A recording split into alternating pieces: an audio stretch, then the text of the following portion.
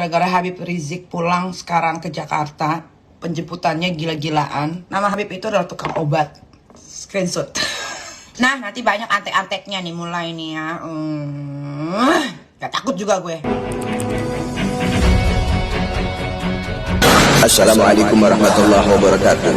Teruntuk Nikita Mirzani yang terang-terangan telah berani menghina imam kami, qudwah kami Al-Habib Muhammad Ridzik bin Husain bin Syihab, dan yang telah terang-terangan mengatakan Habib adalah tukang obat apabila statement yang telah Anda sampaikan dalam waktu 1 kali 24 jam Anda tidak mengklarifikasi dan tidak minta maaf, maka niscaya saya Ali bin Muhammad Al-Aqtas akan membuat LP untuk Anda dan umat muslim, akan memberikan pelajaran terhadap Anda. Camkan ucapan saya baik-baik. Assalamualaikum warahmatullahi wabarakatuh.